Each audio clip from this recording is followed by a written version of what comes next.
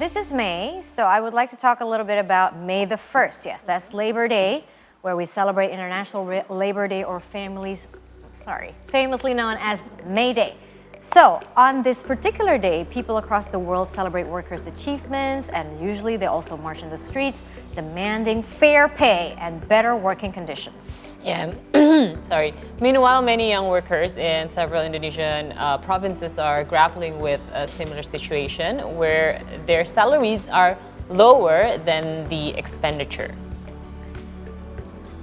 Now we can take a look here. Most young people in 9 provinces, including West Sumatra and West Papua, have experienced salary deficits up to 529,000 rupiahs per person each month. So what are the main factors of salary deficit really? Well, data shows that it's because of high expenditure, lifestyle choice, and also the rising inflation. Another factor contributing to the situation is also low income in those regions. And the salary deficits of middle-class workers in several provinces indicates that the average expenditure exceeds average income per month. Now, this means that monthly wages are entirely used to finance 1 month's expenses, leaving no room for savings, let alone investment. Now, this reality shows that middle-class residents in those areas are vulnerable to poverty. Yes, and if we have a look at the latest data, even though extreme poverty in Indonesia has declined, income disparity last year was the worst in the last 5 years. So if we look at it from the Gini coefficient, income inequality rose from 0.380 in 2019 to 0.388 in March 2023. This remains among the highest in Asia. So now let's talk about the salary deficit and also wage or income inequality between laborers and lower middle class workers. And to talk about this specific issue, we have Muhammad Fakhri from Gajimu External Project Relation Office. Good morning, Fakhri. Thank you so much for being here. Thank you for having me again. Yes. When I look at like inequality between laborers and lower middle class workers, I almost don't see the difference. So what are the difference Yes. here? Yeah. I would like to clarify Yes. those terms Yes. because there is big misconceptions between these terms. So laborers, which mean buruh in Indonesia, and yes. also middle class worker, kelas menengah, pekerja. Yeah. So there is this distinction pekerja, buruh, karyawan, pegawai for a long time. Yes. So basically, they are similar Okay. in concept. Okay. They are paid to do certain things by employers or by someone Yes. to sustain their livelihoods. Correct. And then, but these distinctions was orchestrated by the New Order regime, the Orde Baru, Right. to create a worker fragmentation. Okay. So that the worker think that they are not part of the working class. So pegawai is not buruh, buruh is not pegawai, Right. but they are basically the same. Yes. Okay. And buruh is associated with people with low wages, low level of education, working at factories. Yes. Yes. Meanwhile, pegawai, karyawan, and pekerja associated with high educations. Yeah. And also high skill and working at office and etc. So this is basically the white-collared workers and also the blue-collar workers. Yes. But they're actually in a way the same in terms of wage. So why are we experiencing this at the moment? Why is there such deficit? No, they are experiencing wage inequality. Oh, they Because of are the term. experiencing. The term contribute to the wage inequality. Right. Because the fragmentation. Oh, They think that they deserve lower wages because they are part of buruh. Right. And on the other hand, karyawan means they are not part of the buruh. And yeah, So this is what we need to fix. this is what we need to fix. Because if we don't fix it, what kind of problems will occur? Wage inequality will sustain in a long time, Yeah. like Okay. we face right now. Right. Okay. So tell me what yeah. the situation's now and what can we do to actually improve it? We are facing very fragmented workers, and the trade union focus only on the one that work at the factories. But we are facing informal workers, gig workers, working for platforms, working for different employers. So that's the decision that we face today. And what draw us a picture on their livelihoods at the moment? So the gig worker, for example, the Yes. freelancer, Yes. they are working almost 12 hours a day. Yeah. For example, the Gojek driver, to only obtain the minimum wage in Jakarta, for example. So that's not fair, right? The normal working hours are only about 8 hours a day, and they work 5 hours or 6 hours more than the normal hours. So how do we fix this situation? So right now, we need better regulations. We need more regulations that in favor of the workers, not just the business. So we actually want to consider the business sustainability and also workers. What should be included in the regulation that do not exist now? Yeah, that's why we talk about today the living wage. So how much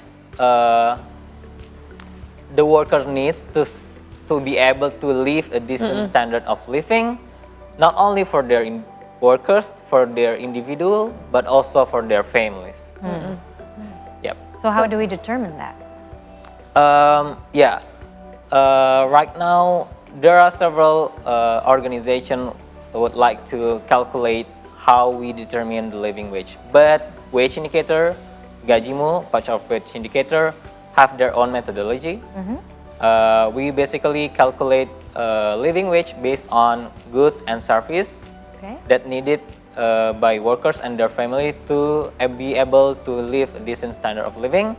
And we also have 12 components to determine the living wage, What are they? which are foods, water, clothing, housing, internet, healthcare, transport, tax, social security, and also unforeseen expenses. I see.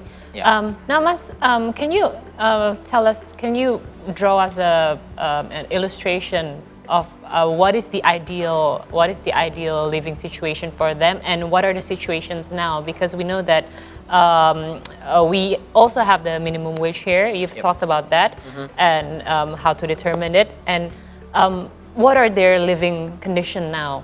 Is it so hard for them to live the ideal situation? So yeah, right now in terms of minimum wage, where we have wage regulated by government, the statutory minimum wage is not really functional and sufficient for workers, even though they rely a lot on the minimum wage. Okay. But for the past few years, the average minimum wage increase have been decreasing. For example, the 2024 average minimum wage increase is only about 2.4%. 2.4%. Yeah, and that's What is the supposed percentage? uh, What is the proper percentage of my? it's supposed to suppress the inflation so that they can afford goods and Yes, services. Correct. But right now, according to our wage indicator latest research, Indonesia currently from 2015 to 2020, the minimum wage increase lagged behind the inflation by 0.7 percentage points. Right. So it has significant loss in terms of purchasing power. Yes, of course. So it also affects business, companies, brands, and buyers. In what way?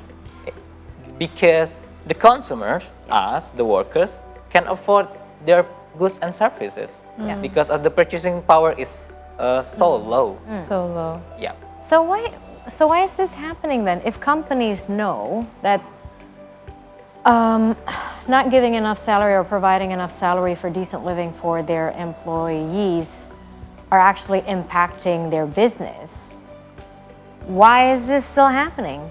Yeah. I mean, it's like if the companies win, if employers win, companies will win as well. Yep. And yet this is not happening. What's missing here? It's like traditional view of business to see worker as the cost of Right. the business. The labor. Not an investment, you mean? Yeah, Yeah. the labor cost means Right. if they cut the labor cost means they get more profit. Wow, so profits Yes. become their god. Yeah, exactly. That's scary. I mean, yes, of course, business needs profit, but it's not the god. Yeah, that's why the regulations are now in favor of business, and Oof. the government facilitated that interest. Right. Then we can see the implementation of omnibus law, which revoked the article about the decent standard living survey. Oh dear. So we take that into account before, but after the omnibus law, that article have been revoked. We don't have the standard living survey anymore into account. We only have economic growth, GDP, inflation. Wow. So yeah, that's the evidence that we found. So what can we do then? I mean, yes, okay. If businesses are run based on regulations, but basically businesses also have the power to change the way they run their businesses, right? Yeah. So if we are about to move people's hearts or business owners' hearts, what kind of things that they can do or we can do as business owners to make the situation better for the workers? Yes. Because we're not robots, we're actually humans with hearts. Yeah, I think to change the view Yeah. from the labor is the cost for the business and companies and also government also to think otherwise, that the worker itself has their own human rights, and part of the human rights is the decent work, Yes. decent standard of living. And I think to government to be able to implement living wage is to be able to reduce the poverty, right? Yes. Yeah, of Especially for low income groups, Yes. the laborers and etc. And also to companies, it also highly significant to improve their productivity Yes. and satisfactions among workers. Yes. Yeah, that's important. Yeah, and at the same time that I told before, it grows consumer purchasing power. Yeah. So that Yeah. more people have higher wages means more people can purchase their goods and services. Correct. Yeah. It's actually a virtuous cycle Yeah, instead of vicious cycle, because right now, if people don't have purchasing power, they're not going to buy your products anyway. yeah, So it means that your profits will automatically go down. yeah, So if we take care of people, you take care of your business as well, right? and take care of the whole economy. Take care of the Yeah. whole Because economy. consumption Yeah. is part of the GDP. Yes. Yeah, it's the ecosystem. Now, my last question would be: how can we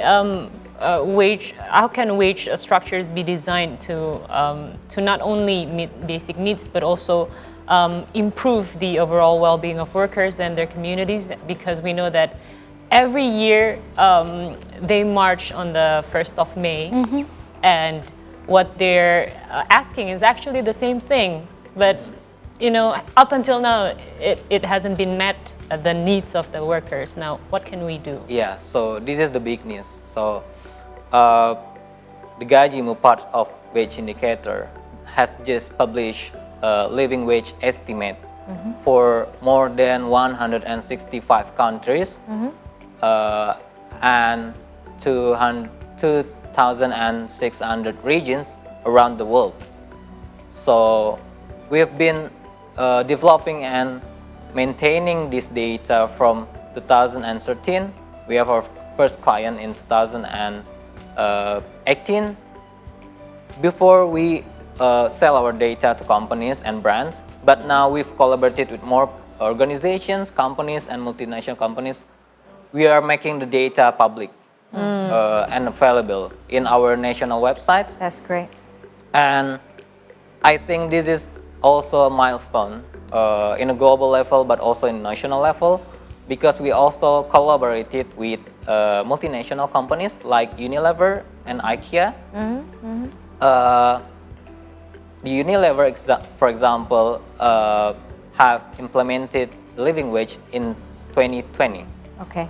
So, and because they also have base in Indonesia, Yes. I think they also able to implement the living wage across the suppliers in Indonesia. Yes. So, and also in terms of countries, India, for example, also have committed to implement living wages by 2025. So it's actually not impossible things to do. For Yes. example, in Indonesia, the government of Indonesia can also look at other countries. Yes. I mean, if India can do that with Yeah, that of course. population, Yes, I mean, yes, we have 260 million people. We can do that as well. they have 500,000 workers. Yeah, there you And go. factories. All right. Well, thank you so much, Muhammad Fakhri from Gajimu, for sharing this. And hopefully more companies will be inspired to share their kindness, because you want to talk about profit, you got to take care of your people as well. You got to take care of your workers as well. And now we're going for a break. In the meantime, stay connected with us at See Today News on Instagram, X, and YouTube.